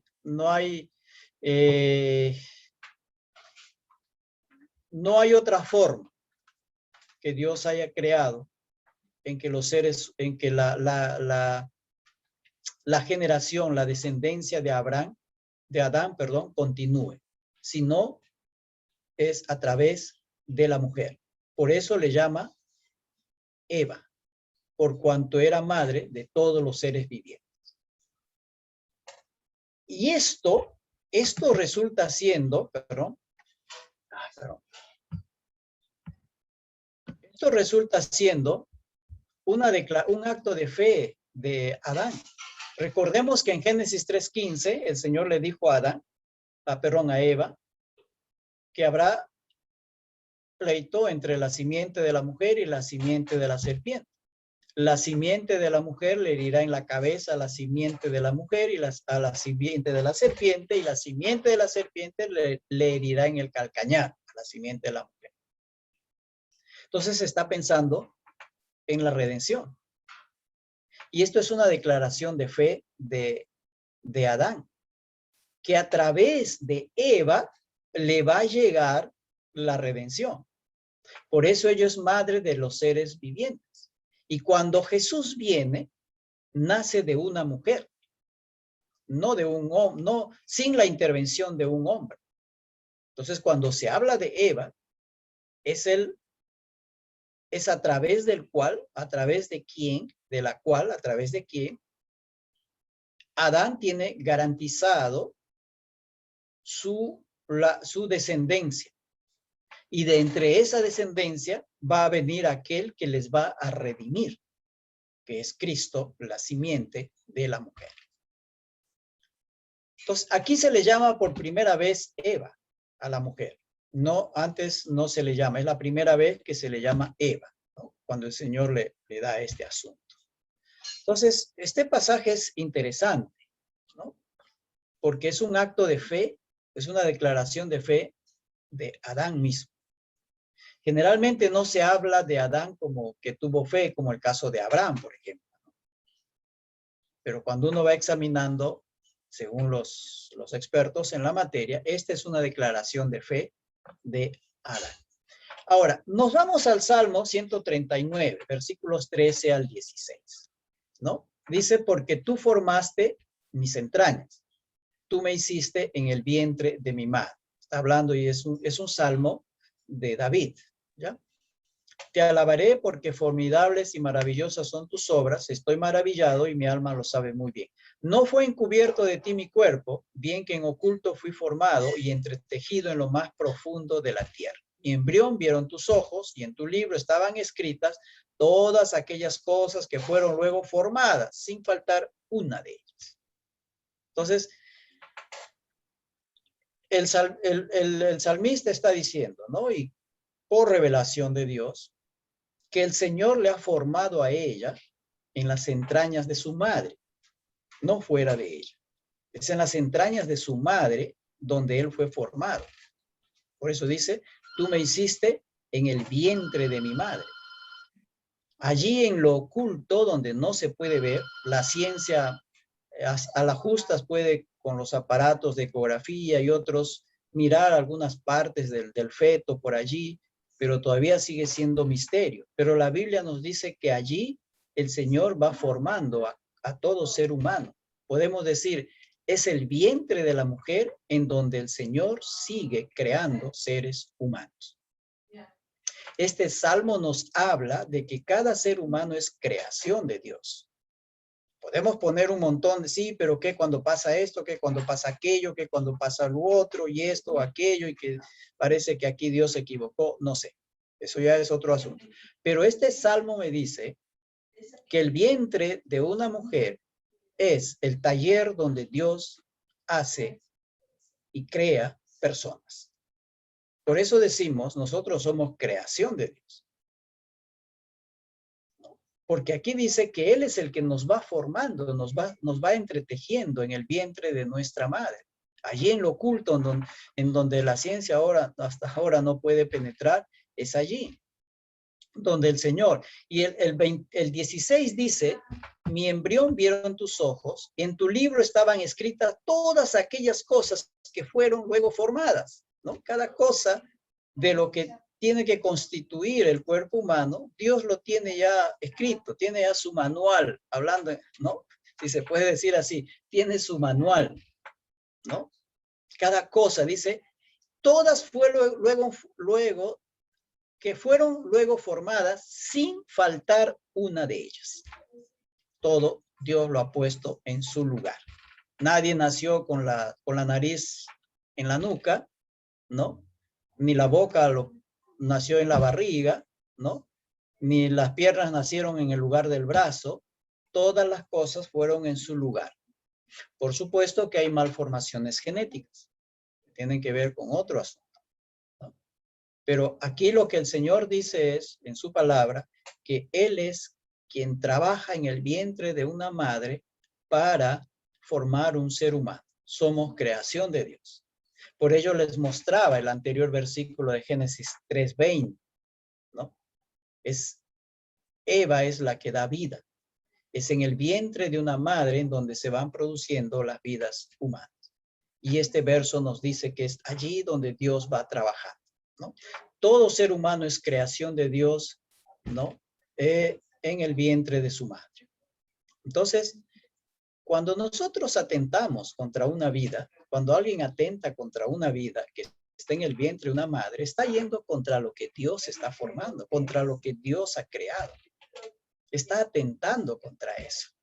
Ese es el problema. El aborto no es simple cosa de que pues matamos a eso, total, no es nada, es un bicho raro ahí, es un tumor, como una enfermedad y hay que sacarlo. No, estamos atentando, ¿no? El hermano Marcelo, por ahí tuvo la amabilidad de compartirme un video, ¿no? Es un video antiguo, que ¿cómo se llama? Lo hizo un hombre, un médico, que fue fue director de la clínica abortista más grande del mundo de ese entonces. Me parece que es de la década del 80, 90, por ahí, ¿no? En los Estados Unidos. Parece que él después se convirtió al Señor y pues él mismo quedó horrorizado de lo que él estaba dirigiendo, ¿no? Y abandonó el asunto y debido a eso él publicó este video donde se muestra, no tiene imágenes tan definidas, ¿no? Pero se filma un aborto.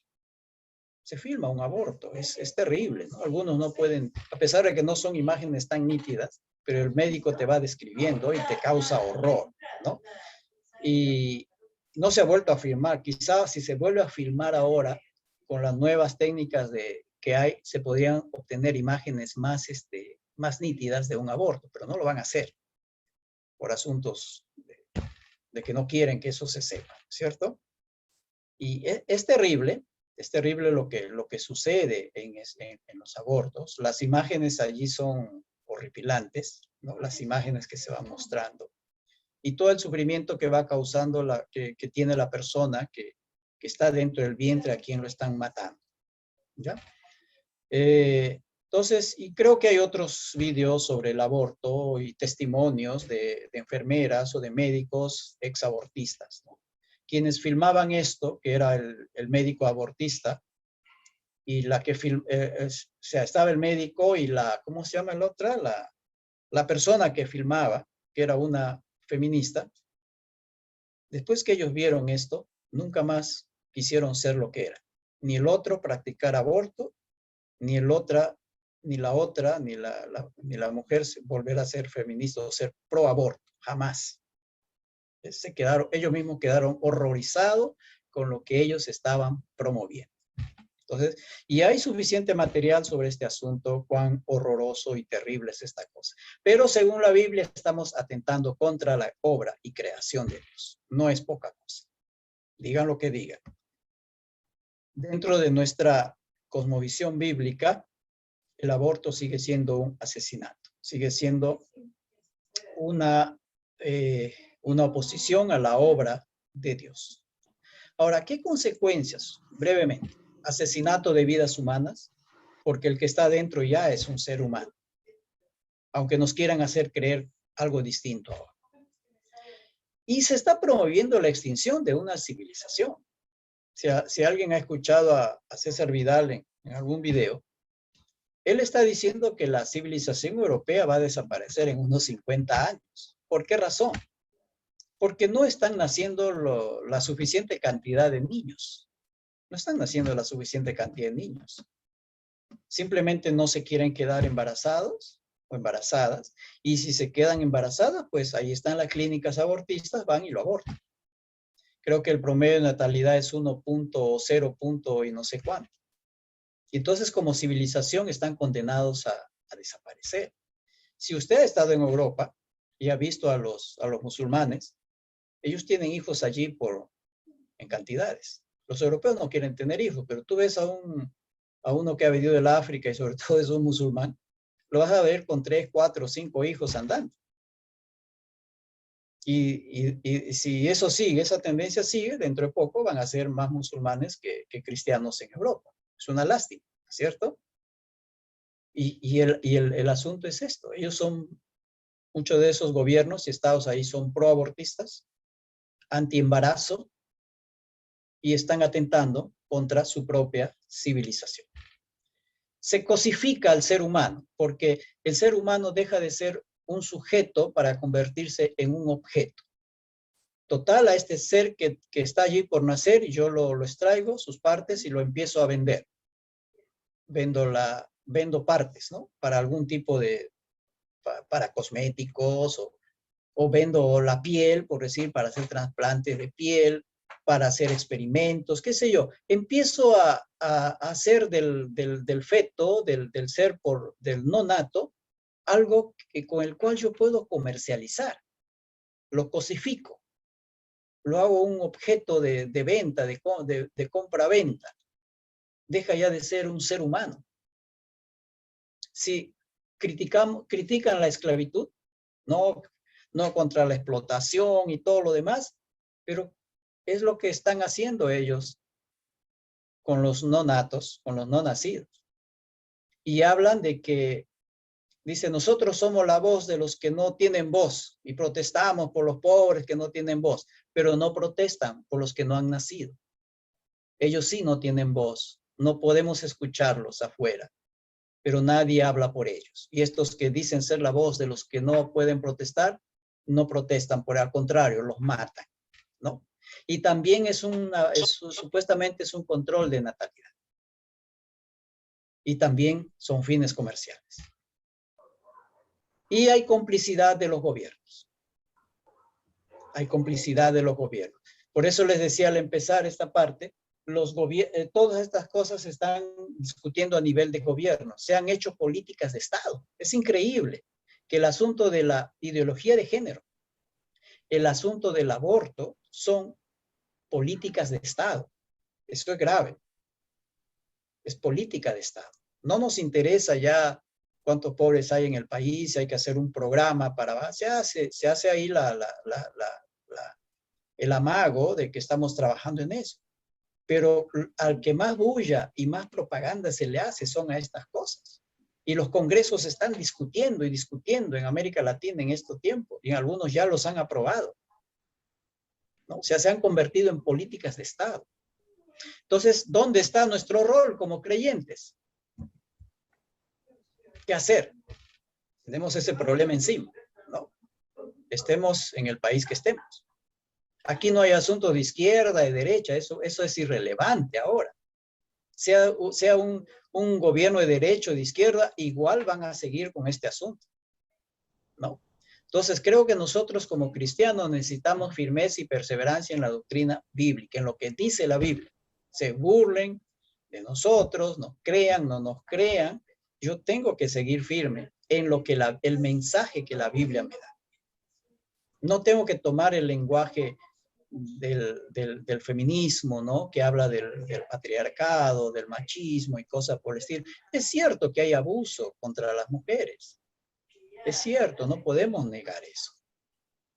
Pero esto está llevando a otro lado, ¿no? Y se hacen leyes con nombres propios. Si se saca una ley exclusivamente para esto, para aquello y para lo otro, entonces ya las leyes no son iguales para todos. Cada uno va a tener su propia preferencia.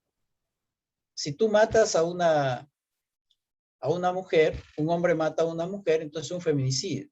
Se va 30 años a la cárcel. Pero si un hombre mata a otro hombre, se va a 10 años. Entonces se está discriminando. Puede haber sido un feminicidio, pero otros casos no puede no ser. Pero se empieza a discriminar y ya la ley no es igual para todos, a pesar de que ellos dicen que la ley debe ser igual para todos. Y nos mandan el cuento de las minorías y cosas por el estilo, ¿no? Ahora, hay que informarse adecuadamente sobre estos temas. No estén confiando en las redes sociales, ¿ya? En lo que te mandan en el WhatsApp, que mira esto, que en el Facebook, ¿no? Porque generalmente son noticias, ¿no? A veces curiosidades que circulan por ahí. Es mejor agarrar buenos documentos e informarte sobre estas cosas. Hay que tener una buena información. Y compartir en la iglesia lo que la Biblia dice, teniendo la buena información en la iglesia, en el hogar, en grupos de amigos, ¿no? El mensaje de la Biblia respecto a estas cosas. Cuando tengas la oportunidad de hablar entre tus amigos, pon lo que la Biblia dice. Ellos te dirán otra cosa, lo que escucharon en la radio, en la televisión, qué sé yo, pero tú pon lo que dice la Biblia. En tu casa, con tus hijos, con tus amigos, en tu familia, cuando hay oportunidad de hablar. De repente nunca salgas a una marcha con tu cartel a protestar, pero comparte con el que está a tu lado. Tomemos el mismo principio del discipulado. El discipulado es boca a boca, uno a uno. Igual podemos combatir este asunto, asumir nuestra responsabilidad. No esperes entrar al Congreso o ser ministro, desde ahí sí lo voy a combatir esto. No. Usa el mismo principio del discipulado. Comparte con el que está a tu lado lo que la Biblia dice. Cuando hay oportunidad de hacerlo, hazlo. Y eso va a pegar mucho más y va a ser mucho mejor que tratando desde arriba y que desde ahí sí vamos a hacer. Es muy difícil allí. Muy bien. Yo sé que quedan muchísimas cosas por ahí en el tintero, ¿no? Y para que no se olviden de mí, entonces hay una segunda evaluación, ¿no? Hasta ahí terminamos ya los temas y aquí viene ya lo que a ustedes les gusta bastante. Una segunda evaluación, fecha de entrega, viernes 30 de julio. ¿no? Los que están en el Perú, pues pueden aprovechar fiestas patrias para trabajar, ¿sí? Porque esta semana es fiestas patrias, hay feriados, nuevo presidente, ¿no? Entonces es feriado, aprovechen ahí para trabajar un rato. Y esta evaluación es a partir del PPT 7, ¿no? De la clase 7, y es el mismo estilo del anterior. Todo cuanto digo en las preguntas están en el PPT, así que revise sus PPTs y allí usted va a encontrar las respuestas. Este examen usted lo va a tener mañana a su disposición y tiene hasta el viernes, no hasta el sábado, sino hasta el viernes la entrega de esto. ¿Ok? Yo estoy en proceso de corregir sus ensayos, ¿no? Gracias por los que han mandado, sino que ayer me ha llegado un aluvión de ensayos y eso les tengo que ir corrigiendo en el transcurso. Como les dije anteriormente, me estoy demorando más porque estoy leyendo y tratando de interactuar con ustedes. Si ahí encuentran una opinión mía que no va con la de ustedes, pues así es, tenemos que conversar dentro de un ¿cómo se llama? De un clima alturado, ¿sí? Sin ofendernos a nadie. Entonces, por eso me estoy demorando en revisar los ensayos, ¿no? Porque estoy tratando de interactuar con ustedes, dándome opiniones y cosas por el estilo. Y viendo que hayan cumplido las indicaciones, pues doble espacio, letra 12 y cosas por el estilo.